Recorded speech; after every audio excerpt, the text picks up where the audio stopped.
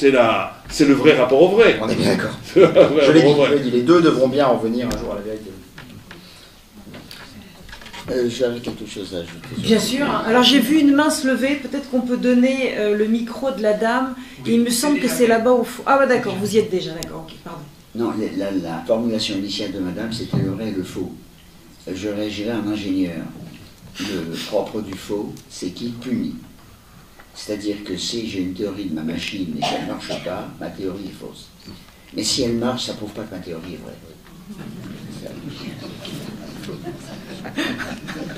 Ça donne envie d'être ingénieur quand on l'écoute. Mais je ne le suis pas. Voilà, dans ce débat, la notion de liberté me semble fondamentale, et au-delà même de la liberté religieuse ou de la liberté de conscience, dont le père Mathieu Guillemot a très bien parlé, je crois qu'il faut être plus large. Et ça limite l'idée d'unanimité, parce que s'il y a liberté, on risque vite d'aller vers l'unanimisme, qui est souvent un unanimisme de façade, voire imposé. En fait, nous sommes tous, ou plutôt nous soyons modestes, nous cherchons à être des libres penseurs. Parce que des penseurs enchaînés, c'est déjà beaucoup plus difficile. Des penseurs dans des camps, c'est beaucoup plus difficile encore. Alors, simplement, nous sommes aussi les enfants des maîtres du soupçon. Pour faire plus rapidement, Karl, Nietzsche et Freud, qui eux-mêmes s'enracinent dans la pensée de l'aliénation de Feuerbach. Et comment faisons-nous pour garder malgré tout cette revendication d'une liberté de pensée? Je ne sais pas si je peux... Bien sûr que vous pouvez. Alors, je ferai une réponse qui sera peut-être d'ailleurs un peu analogique à celle que faisait le rabbin sur comment montrer qu'il y a toujours une dimension religieuse ou comment se fait-il qu'il y a l'homme, etc. C'est que, évidemment, dans les découvertes d'un Marx, d'un Freud, d'un Foucault, de tout ce que vous voudrez, il y a d'immenses éléments de vérité, justement, qu'il ne faut surtout pas perdre. Il ne faudrait surtout pas revenir de manière intégriste à ce qui se passait avant eux. Mais la question qui se pose, elle est posée par exemple par Louis Althusser à Marx dans son cours sur Rousseau, qu'on vient de publier il y a quelques années. Si c'est vrai qu'un bourgeois pense selon l'idéologie bourgeoise, qu'un prolétaire pense selon l'idéologie prolétaire, d'où est venu que l'individu historique Marx Engels, c'est comme ça qu'il l'appelle, en soit venu à nous pondre une théorie vraie des idéologies, alors que le prolétariat n'en avait pas la capacité et la bourgeoisie pas l'intérêt. Donc le simple fait qu'on soit capable de dire mais attention, tu t'es fait prêtre pour résoudre tes conflits oedipiens parce que ta mère voulait pas te perdre, pour donner un freudisme éditorial de Cosmopolitane, qui a probablement sa dimension de vérité d'ailleurs.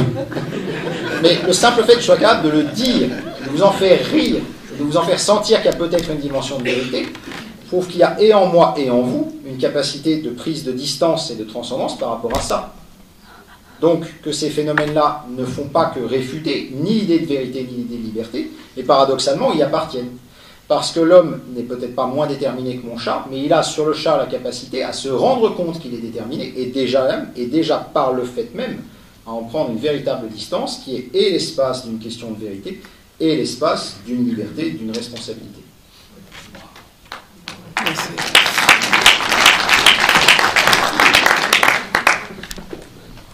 C'est bon? Plus personne Si? Voilà, on va prendre encore quelques questions, peut-être une ou deux, et puis ensuite on se donnera rendez-vous si vous le souhaitez demain.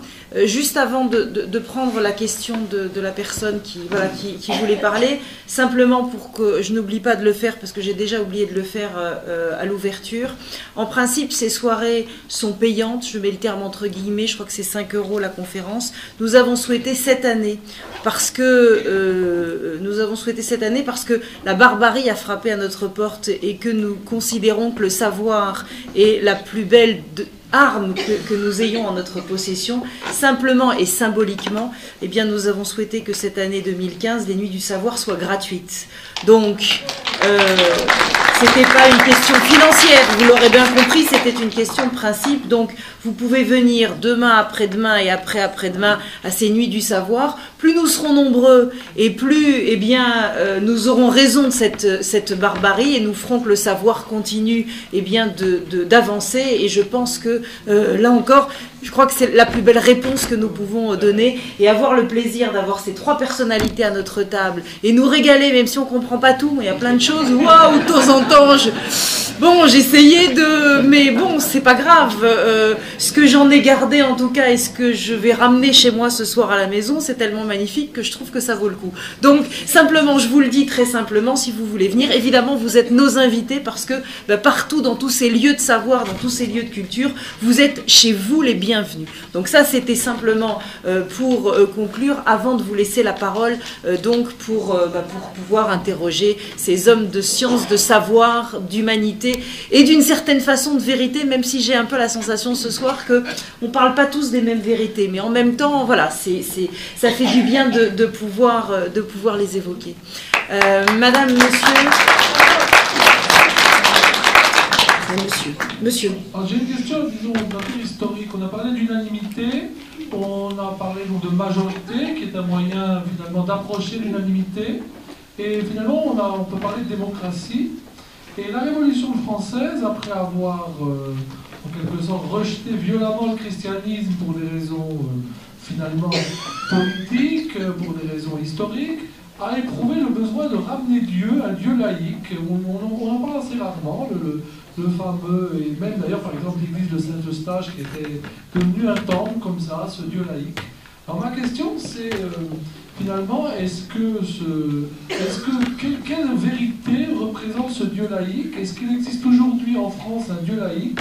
Et question un petit peu plus polémique, pourquoi certains Français ne se retrouvent pas dans le christianisme, dans le catholicisme romain, qui est quand même finalement la religion française, je dirais, historiquement? Pourquoi doivent-ils se retourner vers l'islam? C'est ce qu'il n'y a pas justement un problème de sémantique, de message? Je pense, Mathieu, que cette question est plutôt pour vous. Oui, alors je vais tenter quelques éléments de réponse. D'abord, l'idée précise d'une religion civique, y compris avec ces termes, était défendue par M. Vincent Peillon, y compris durant l'exercice de ses fonctions de ministre de l'Éducation nationale. Il y a une vidéo célèbre sur YouTube où M. Peillon dit « Le catholicisme étant incompatible avec la liberté, je cite, et la France n'ayant malheureusement pas choisi le protestantisme, eh bien nous ne serons libres que quand nous aurons remplacé le catholicisme par une religion civique. » Donc cette idée, elle n'est pas morte. Alors, le cas de ce qui s'est passé sous Robespierre. Alors, deuxièmement, je pense qu'un des problèmes de la démocratie française, de la République française, c'est que, vous allez être étonné qu'un prêtre vous dise ça, mais c'est qu'elle est restée trop catholique. Je veux dire par là que la République française se pense comme une version laïcisée de ce que l'Église catholique de la chrétienté pensait être. Et donc en particulier l'idée d'unanimité. Et donc y compris, il y a eu une excellente thèse qui est sortie l'année dernière ou il y a 2 ans sur les droits de l'homme comme culte. Non pas le fait qu'on est tous d'accord qu'il faut se respecter les droits de l'homme les uns des autres, mais qu'en France, ça tend à devenir un culte, une liturgie. Et c'est pas fait pour. C'est pas fait pour. Les droits de l'homme, c'est du droit, c'est de la morale, c'est pas une liturgie. Bon. Donc déjà, je pense qu'il y a quelque chose où la France est plus catholique, mais plus catholique en un sens cléricaliste qu'elle ne le croit. Elle n'a pas encore profané, laïcisé l'idée de république, de démocratie. Et par ailleurs, moi je pense que la tentative robespierriste de religion de l'être suprême, il ne faudrait surtout pas la comprendre comme une religion minimaliste où tout le monde va se retrouver. On voit bien que c'est une tentative pour créer l'unanimité par la force. Alors, des milliers de mes frères prêtres en sont morts, mais c'est selon moi encore plus incompatible avec la présence juive en France qu'avec la présence catholique. Je pense que cette idéologie-là est structurellement antisémite, parce que, le rabbin l'a bien dit, le peuple juif, c'est une singularité, irréductible, peut-être presque au sens phénoménologique d'ailleurs. On n'arrivera pas à le faire entrer dans autre chose. Et donc, le peuple juif vient constamment mettre en échec tout système politique. Il dit, nous, ça y est, on a établi la raison, l'unanimité, la volonté générale, ce qu'on veut. Et donc, au début, ces systèmes peuvent sembler être beaucoup plus accueillants aux juifs qu'avant. Il est clair que la Révolution a été pour le juif moyen français plutôt un progrès. Mais idéologiquement, le risque est terrible et à court terme que ça redevienne un antisémitisme d'État. J'en suis personnellement convaincu. Je vais caricaturer pour terminer de la manière suivante. Supposons que demain un totalitarisme quelconque, ce qu'à Dieu ne plaise, vienne s'installer en France, et supposons ce qu'à Dieu plaise encore moins que et le rabbin et moi abandonnions nos fonctions religieuses et entrions dans le parti de ce régime. Je serai moi accueilli à bras ouverts, on me nommera commissaire politique de la police politique. Le rabbin sera au début accueilli chaleureusement. 6 mois, 1 an, 2 ans plus tard, on me donnera l'ordre d'aller l'abattre, parce que moi j'ai compris que le vrai christianisme, c'est le régime qui est en train de s'installer, mais lui il est toujours juif.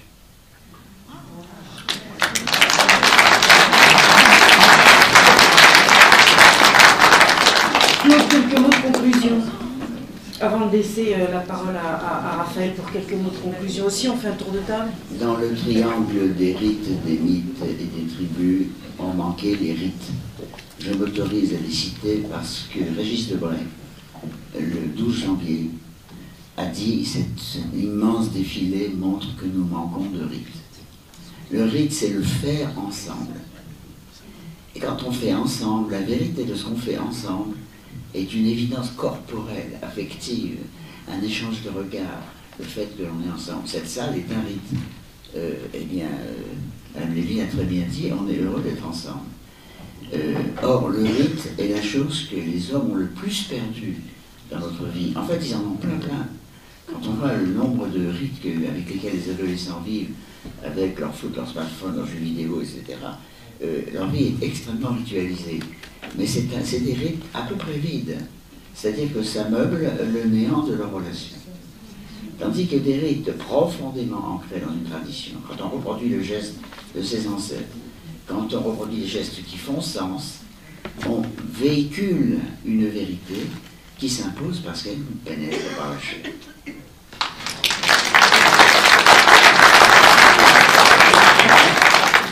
Toute petite anecdote sur Claude Rivlin. Vous savez ce qu'il dit à ses élèves? Et j'ai trouvé que cette phrase était absolument magnifique. « Soyez humbles devant les faits et fiers devant les chefs. » Raphaël. Bon, il me revient la lourde tâche de conclure. Je crois que c'était important qu'on ait pu discuter.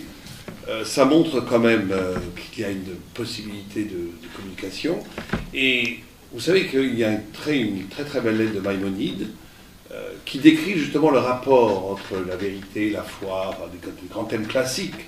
Et il dit que le problème de l'intelligence, c'est que l'intelligence, si elle est poussée jusqu'au bout, elle est forcément tentée de rompre avec la transcendance, puisqu'elle veut se poser comme un absolu. Elle peut se fourvoyer et se poser comme une concurrente à l'absolu divin. Et donc on a d'un côté la raison, qui a été, je pense, incarnée de façon très forte en Occident, cette tendance. Et on a en Orient, Maïmonide en parle en ces termes, une foi extraordinaire, très forte, mais qui très souvent peut faire l'économie de la raison, de l'intelligence. Et que le grand défi de l'homme, c'est justement cette capacité de créer une vraie relation entre l'intelligence et la transcendance. Ça veut dire que, pas simplement, il y a des gens très intelligents qui sont croyants, il y a des croyants qui aussi pensent, bien entendu, ça c'est évident. Et il y a le contraire malheureusement aussi. Mais ce qu'il faut essayer de réintroduire, je pense, dans le discours, surtout actuellement, face à l'intégrisme, c'est justement une dynamique entre l'intelligence et on va dire la foi, je n'aime pas tellement ce mot, je préfère le mot transcendance, être concerné par de l'ailleurs, etc., une dynamique. C'est-à-dire comment est-ce qu'un horizon spirituel peut illuminer, enchanter la pensée? Comment la pensée peut se nourrir d'une rupture avec une vision restreinte de l'être? Et d'un autre côté, comment le rapport à la transcendance peut être lui aussi exalté par la découverte de la vérité. Et je pense que c'est cela qu'il manque aujourd'hui. C'est qu'aujourd'hui on est confronté à un double rapport, une liberté d'expression qui se nourrit de concepts d'ailleurs pas très intelligents, qui voudrait en tous les cas la liberté posée presque comme une idole, la pensée autonome qui serait presque un critère absolu divinisé, et d'un côté on a une foi brute, barbare, nourrie du ressentiment, et face à cette catastrophe humaine, parce parce que cette catastrophe concerne l'humanité entière. Il est essentiel, d'après nous, je pense, de redonner, non pas simplement parole à la raison et parole à la foi, si on veut utiliser ce mot, il faut redonner parole à un rapport dialectique entre les deux. Et donc d'ouvrir des horizons poétiques, des horizons de pensée, des ouvertures conceptuelles et intelligibles qui vont rendre la pensée infiniment plus riche parce qu'elle se nourrit de l'éclat de l'infini, et le rapport à la fois beaucoup plus intelligent parce qu'il se nourrit de la soif de la vérité et de la connaissance. Et quand on arrivera à cette dialectique, ça sera vraiment l'arme contre le fanatisme. Et donc je me réjouis qu'on ait pu parler ensemble ce soir, parce que ça montre effectivement qu'au-delà de différences majeures, bien entendu, cardinales, c'est le cas de le dire. Si je peux me permettre.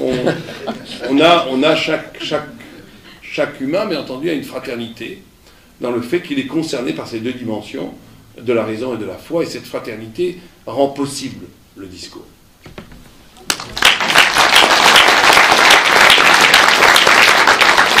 Eh bien, j'espère vous retrouver demain.